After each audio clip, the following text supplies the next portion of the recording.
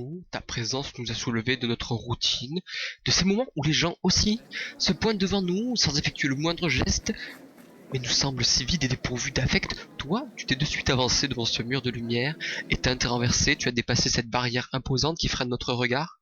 Tu parles à nous? Non, pas directement. Ce serait prendre ton histoire au personnel, t'adresser simplement. Je pense que c'est ça dont tu as besoin, t'adresser, comme une confession ce soir.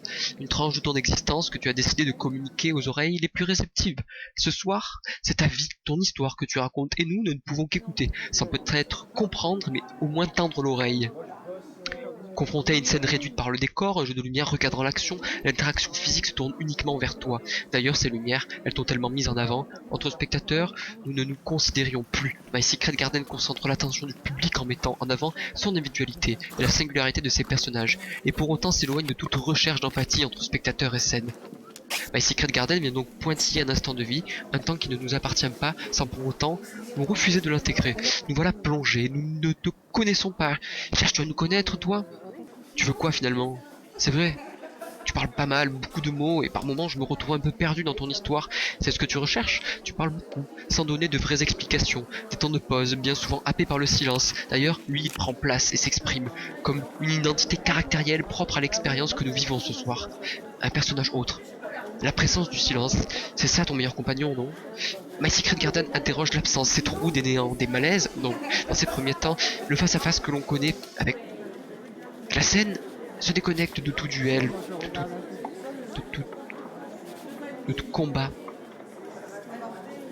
C'est sûrement ce doute qu'apporte l'expérience de My Secret Garden, qui est la forte brute. Voilà, une forte brute troublant la réception de la pièce. Un doute comme une forte brute, voilà, c'est ça. Une frontalité présente, mais pas reposante. Non, tu vois, My Secret Garden ne réconcilie pas ton esprit avec l'espace théâtral. Ce soir, c'est très étrange. Et puis là, tu n'es plus seul. Sur scène, cet homme n'est plus seul. Et encore une fois, tu n'es plus seul sur scène, certes, mais nous le restons. Par ces longs monologues, discours solitaires. De voir d'autres personnages, c'est étrange.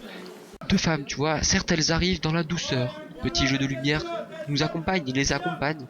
Voilà, ah voilà, My Secret Garden ne t'emporte pas gentiment par ses personnages, mais le travail de scénographie, en plus d'être un vaste espace plongé dans l'obscurité, est aussi comme deux bras tendus vers nous et nous accueille. Tu vois, cette matérialité reposante à laquelle je n'inspire pas confiance.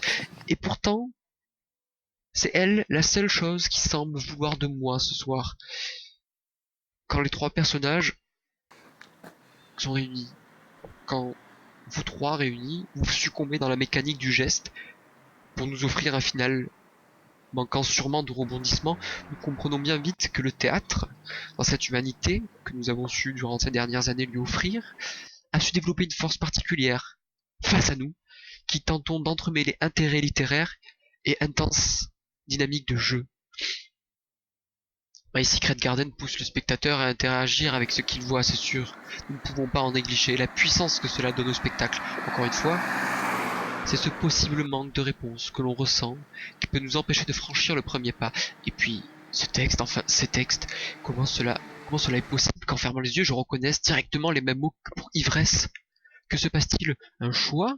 La volonté de tracer un parcours entre deux spectacles? Un manque d'inspiration de la part du dramaturge et du metteur en scène? Non, ça doit être autre chose, ça ne peut pas être une erreur. C'est un parti pris esthétique, une volonté artistique. Quel en est le message? Rebondir sur une expérience ultérieure? Un manque de communication entre salles de théâtre? Phénomène étrange et remarquable. Bien sûr que d'autres spectateurs n'ont pas ressenti cela. D'autres n'étaient pas présents pour ivresse. Alors deux communautés se sont distinguées, les étonnés et les autres, ceux qui ont vécu une expérience différente de la mienne en soi, qui ont sûrement apprécié de découvrir un texte nouveau pour leurs oreilles, qui ont sûrement eu plus de plaisir à entendre le parti pris de mise en scène de cette seconde partie. Ou les questions que je me suis posées d'ailleurs à ce moment-là, en ce temps présent, m'ont mené à ignorer une partie du spectacle, pour vivre une expérience intime avec moi-même. Et là, bien que cela ne puisse pas être volontaire, nous trouvons un engagement esthétique, une poétique sur l'art et la manière d'éprouver que j'ai su apprécier. Ils sont donc trois sur scène, lui et deux femmes. Une d'entre elles, rentre sur scène en fumant, éclairé d'une légère douche. C'est la fumée de sa cigarette qui la présente comme une présence dans un premier temps. Le couple de femmes se joue et est joué dans cet état de latence physique. Leurs mots ne dépassent pas l'intensité de l'homme. Elles sont étranges, ondulantes dans leurs discours et leurs gestes, se crée une symbiose entre ces trois êtres, des expériences qui se retrouvent. Et nous, inconnus, face à cette scène où la vie semble avoir trouvé sa présence avant que nous ayons pu nous asseoir, on est un peu bête. On se le demande en tout cas. My Secret Garden, en dehors d'être un titre donné, un spectacle devient un espace propice au rêve, un espace-temps même, songeur, qui se déplie face au spectateur et qui laisse sous-entendre toute une vie antérieure qui a su se concevoir en dehors de notre existence, la nôtre, celle du public. Donc là, un juste équilibre et partage en termes d'intention dramatique, cette dernière ayant croisé l'histoire de l'homme, au détour d'un café je dirais, portant très certainement aujourd'hui l'héritage d'une société corrompue par la division.